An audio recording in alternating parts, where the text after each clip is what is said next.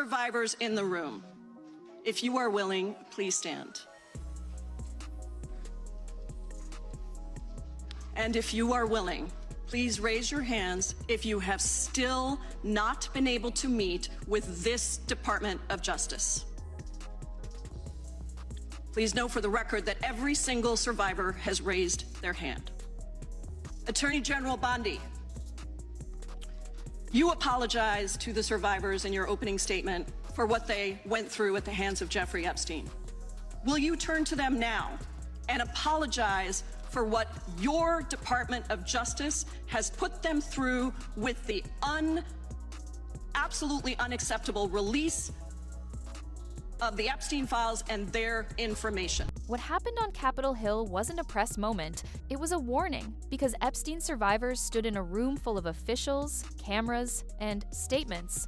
And they made it painfully clear that the government is still treating them like collateral damage, and the moment that hit the hardest was when they were asked to stand if they were willing, then asked to raise their hands if they still haven't been able to meet with the Department of Justice, and every single survivor raised their hand, which means after all these years, after all the headlines, after all the "we hear you," the people who actually lived through Epstein's world are still being kept at arm's length while the system manages optics, and the question that followed was basically a public indictment.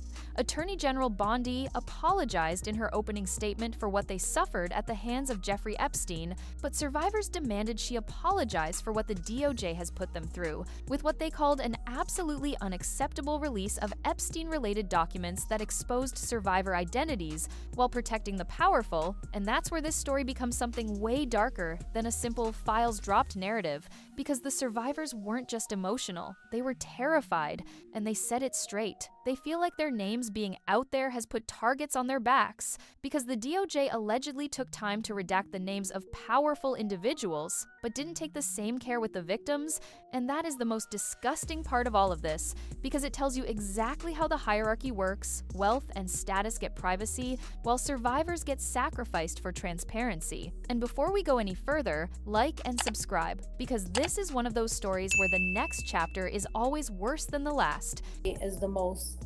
saddening, deeply upsetting, heartbroken day that we have experienced as survivors. I can't help but wonder why the DOJ has once again failed us. Again, it feels like they're ignoring our need for protection, especially when they've taken this time to redact the names of powerful individuals, like you said, but not ours. And the reason the internet is on fire right now is because survivors are reportedly done waiting for the government and are building their own list, their own map of who was connected, who was present, and who benefited, because they believe the official releases are too redacted, too sanitized, and too carefully edited. And when survivors start talking like that, it means they've lost faith in the system completely. And the whispers right now are that the names behind closed doors aren't just the politicians everybody already expects their entertainment elites, A-listers, the kind of people who have never been questioned in public because the media treats them like royalty. And the three names getting dragged into the center of this storm are Naomi Campbell, Jamie Foxx, and Beyoncé. And I'm going to be very clear, some of what's circulating is speculation and rumor,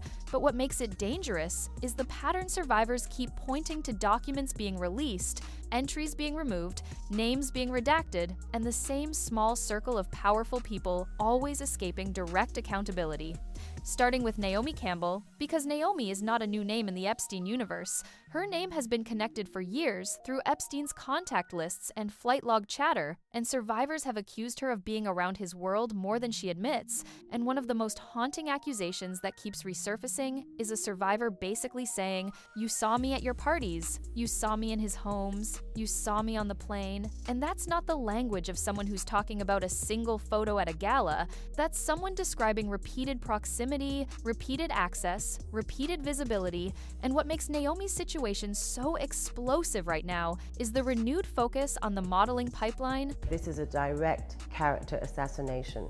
I've always said that I'm not a saint, that I am a work in progress, but I will not be held hostage by my past. What he's done is indefensible. And when I heard of what he'd done, it sickened me to my stomach, just like everybody else. because I've had my fair share of sexual predators, and thank God that I had good people around me that protected me from this. I mean, right now I stand with the victims. I can't, they're scarred for life. For life.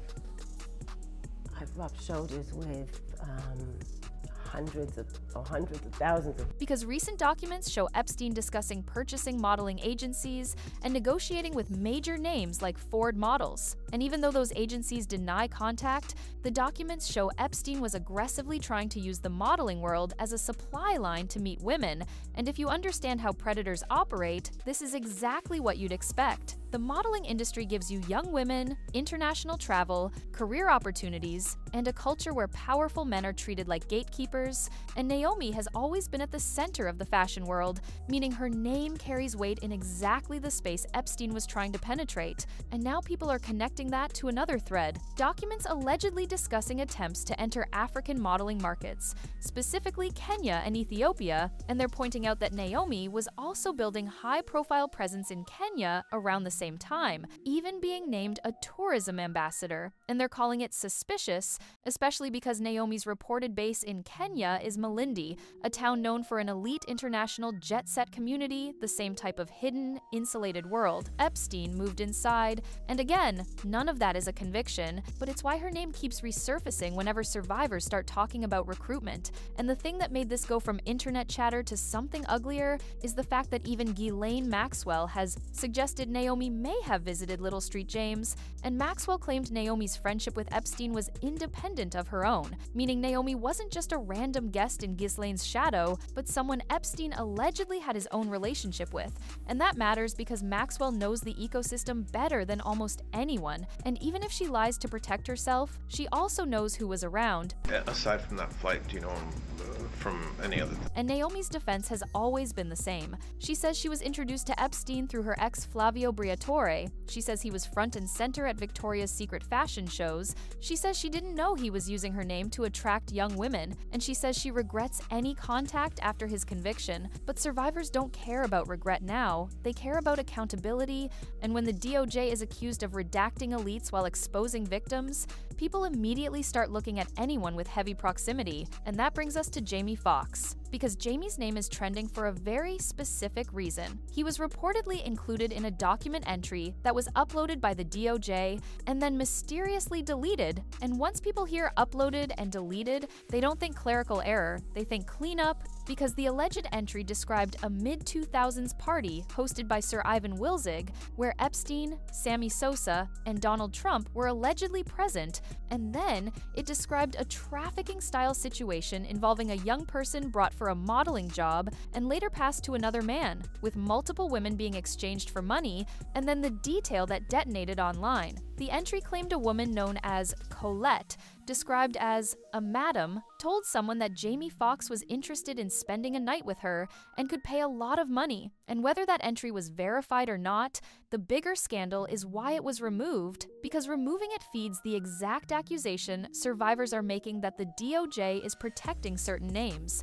And the Jamie Foxx angle also connects to something else the internet has never let go of: the history of alleged receipts about Jamie's wild, elite party behavior that people swear existed and then vanished, including the infamous naked basketball rumor that was once supposedly tied to posts and photos. And over time, people say it got scrubbed, and the reason that matters now is because it builds a narrative that certain celebrities have teams capable of erasing stories before they go mainstream. And now the survivors are openly saying they feel unprotected, which means the public is going to fill the gaps themselves. And then we get to Beyoncé, which is the name that triggers the most emotion, because Beyoncé represents the top of the entertainment food chain, and what's being claimed isn't that Beyoncé is in the files as a perpetrator, but that her name appears in email mentions connected to Epstein's world, including a Larry Summers email that references Beyoncé and Serena in a vague context that people interpret as introductions, plus another mention tied to Beyoncé performing at a Formula One event, and none of that is proof of a crime. But here's why it's still going viral. The survivors are accusing the system of protecting elites, and Beyoncé is the kind of elite the public assumes would never face consequences. And on top of that, Beyoncé has long been criticized for staying silent while being close to people accused of horrific things, especially through her husband's proximity to figures like Diddy, and critics say there's no way you move through those circles and don't know what's happening behind closed doors. So the accusation becomes less, Beyoncé did it, and more, Beyoncé knew and stayed quiet. And that's a different type of scandal because silence is how these ecosystems survive, and the final twist in all of this is the survivors' new posture. Because back in September 2025, survivors were already warning they were compiling their own list of associates because they believed the official releases were too redacted. And now after this latest release, they're back saying they're scared, they feel exposed, and they're done waiting, meaning the next wave won't come from the DOJ, it won't come from a courtroom, and it won't come from some perfectly packaged press release. It will come from survivors who believe the system has failed them and who are willing to burn the whole thing down by speaking openly, and that is why the pressure is rising, because once survivors start naming names outside of official channels, the media can't control it, lawyers can't fully contain it, and the public starts asking the question the DOJ seems terrified of. If they can redact the powerful, why couldn't they protect the victims? And who exactly were they protecting in the first place?